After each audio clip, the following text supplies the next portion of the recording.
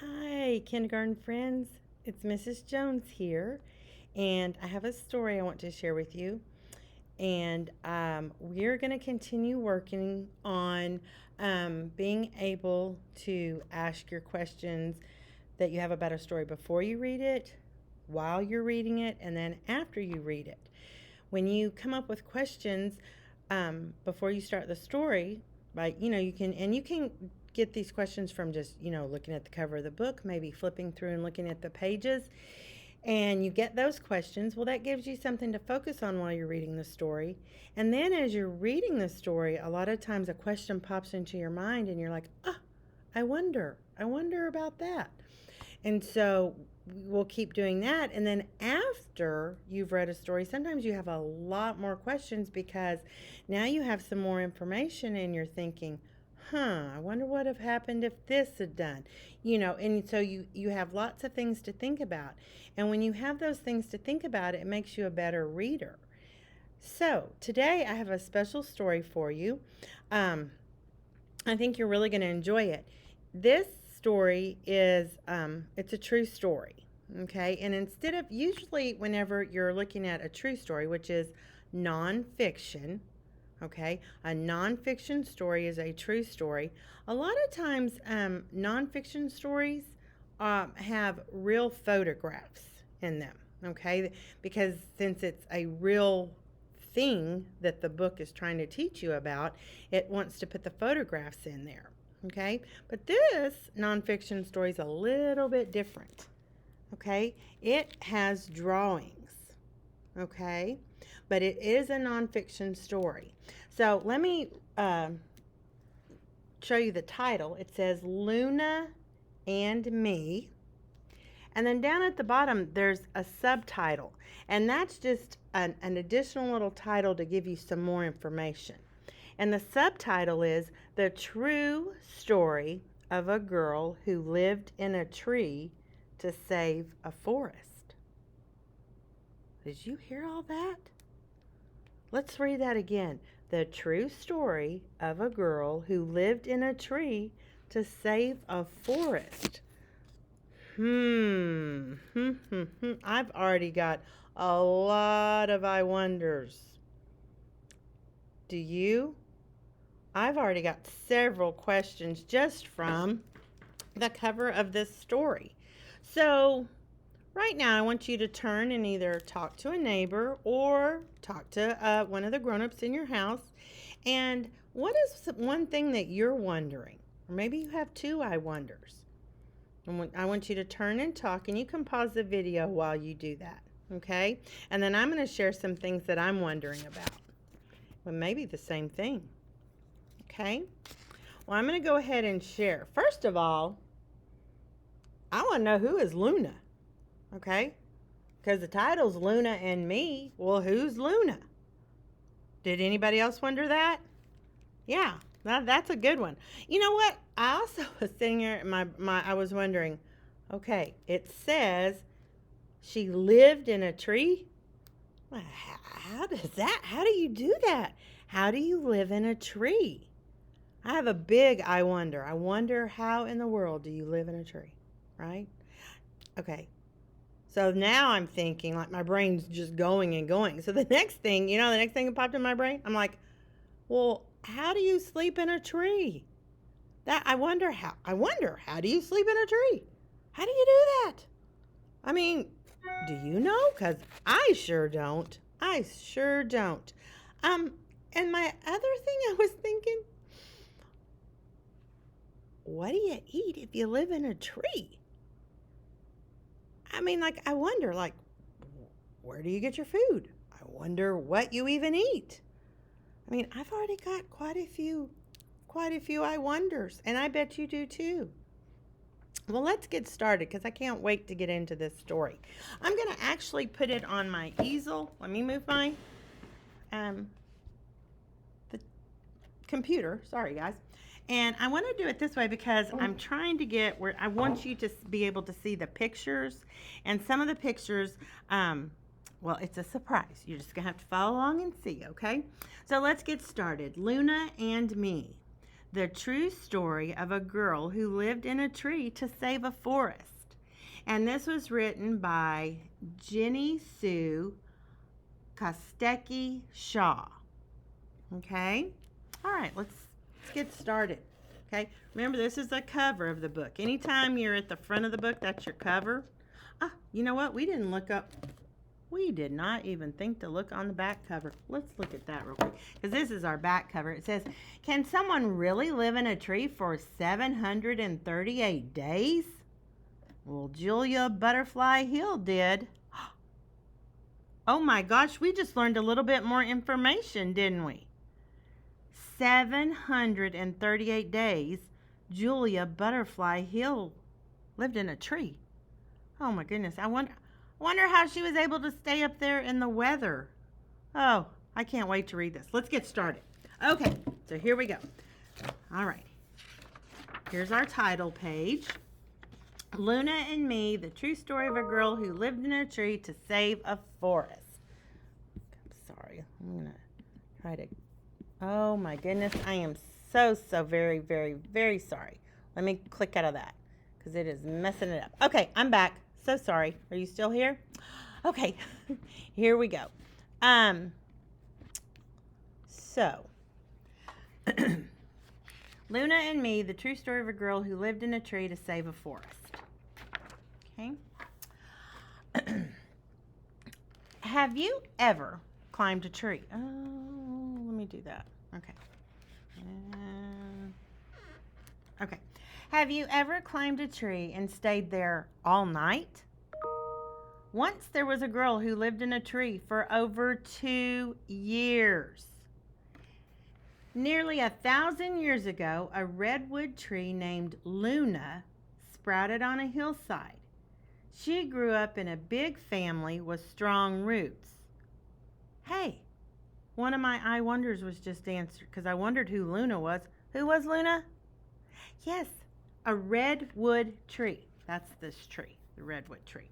Okay. Julia was born some 13,000 full moons later. Her family was always moving. Upon arriving in each new town, she scurried off to explore the forest. I'll be home.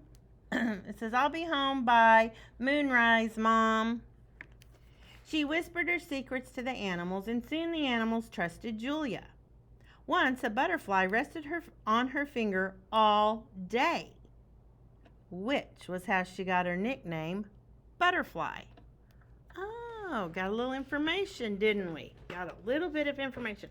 Boys and girls, I am so sorry. Forgive me, but I'm going to move this like that. Okay, much better. Sorry. Well, let's see what else happens in our story. Luna, the redwood tree, held butterflies, too, and wise spotted owls, friendly banana slugs, gentle turkey vultures, daring flying squirrels, shy foxes, and a menagerie of forest friends. Luna often reassured the animals, if my arm seems full, it is not a chore. I will gladly grow more. And she always did. Look at that great picture. Illustrations are wonderful. Do you see what I see on the tree? What the tree looks like? Wonder if the tree really looks like that or the artist wanted it to. But to me that looks like 2 eyes and a big smile. Did you see that too? Okay, let's keep going. One day Butterfly wandered into an ancient cathedral of redwoods. Her heart beat wildly. Thump, a thump, a thump, a thump. Hello? A curious butterfly called up into Luna. Is anyone home? Broken branches stuck out of Luna's trunk like porcupine quills, and her side was tagged with a blue X. You see that? It has a blue X on it. So, let's talk about that blue X. I bet a lot of you are like me. I wonder why there's a blue X on that tree. I'm not sure. But I just wonder why someone would come put a blue X by it. Well, I think we should read and find out. Oh, wow. Now this is really cool. So I may have to scoot the book stand back again, but I really want you to see this page. Okay, because look, it doesn't go like this. Look, I'm going to scoot it way, way, way back because look, the artist and the author decided that the next page needed to be like this. It says the redwood quivered with excitement, the way she always did when a new visitor arrived. Luna thought, do you like to climb trees? Oh, give me a try, please. All aflutter, Butterfly called out, here I come. Oh my goodness, I love this page in the story. So, why do you think the author decided to design the page like this? I heard a few of you said maybe because they wanted to show how tall the tree is. And I agree with you. Redwood trees are extremely tall. You might want to see if someone at your house can show you the redwood forest. Like you could go online and maybe Google it because these trees are extremely tall. And I think the author, wanted you to get the idea that these are tall trees and they're not just your average ordinary tree. But I just thought of something. You know what? I wonder if like the next time you're making a book, do you think when you do some of the illustrations, like if your book was going the way this one was, then on maybe the next page you maybe could do an illustration like that? That would be kind of cool, right? I think so too. Okay, let's keep going. Here we go. Got it back. I think I got it fixed good. Okay, when she reached a comfortable perch, Butterfly, remember that's the girl, introduced herself. I am Butterfly, and you, Luna, are a ladder to the moon. Luna smiled and sighed. Welcome, little Butterfly. You are brave to have ventured up so high.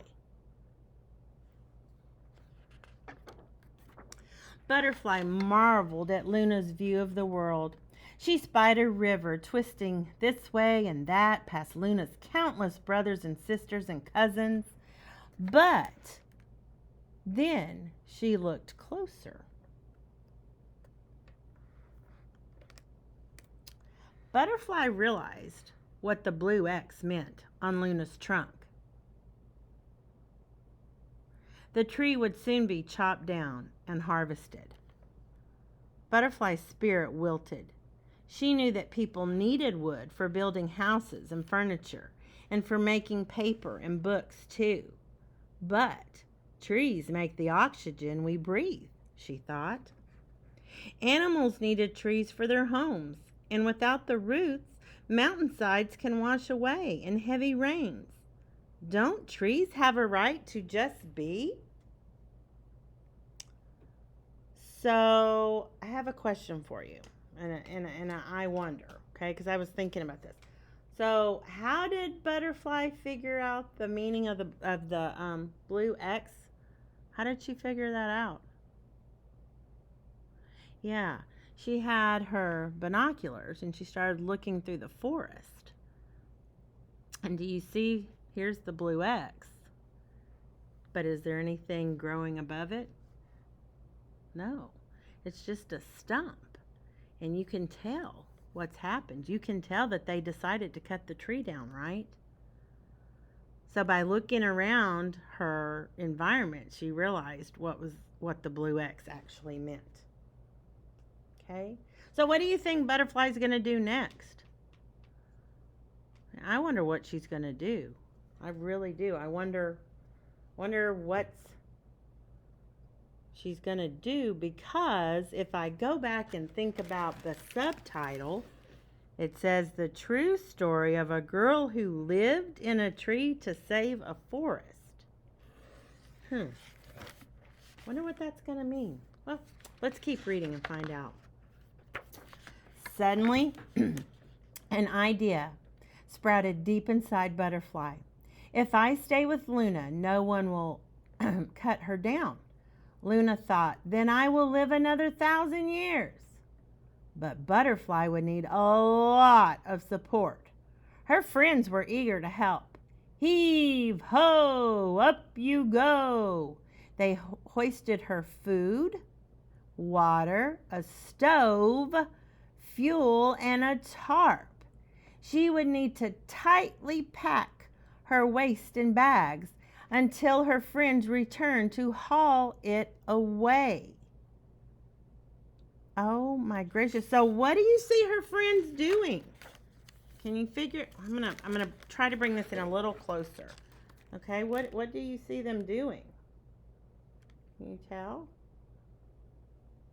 Yeah, her friends are tying things that she needs to this rope, and they've thrown the rope up there, and she pulls the rope up as they're pulling the other side down, so that what she needs is going up into the tree.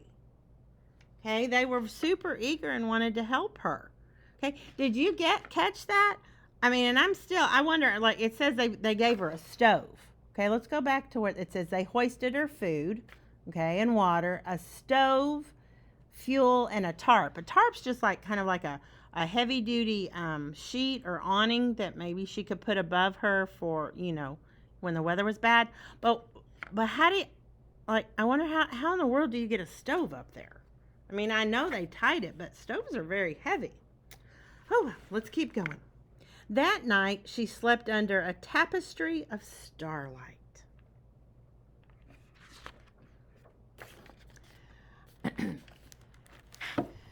The next morning, Butterfly awoke to voices far below. It says, how can we help? You are so strong. We believe in you. Do you need anything? More granola? I'll come down if you promise not to cut. Over here, sorry. So these are her friends. And then over here it says, you are not allowed to be here. Go home. This is our tree.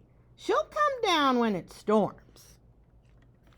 And then she's saying, I'll come down if you promise not to cut Luna down. Look at all that. So if you look at, here's her friends. They look all happy and they're cheering her on and want to help her. And then if you look over here, here are the men that are in the forest to cut the trees down. And if you could see their face, they don't look that happy. Okay? They really don't. Okay?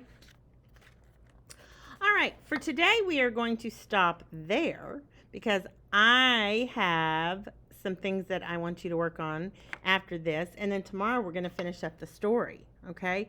So I'm thinking... I'm pretty sure you're probably thinking the same thing too. My biggest, I really wonder if they're going to cut that tree down. I mean, they decided and they put an X on it, so I wonder how this is all going to end. Well, I hope that you enjoy this story a lot. There will be a seesaw activity for you posted that you can complete. And then the students in the classrooms, your teacher will have an activity that you can work on as well. Bye-bye.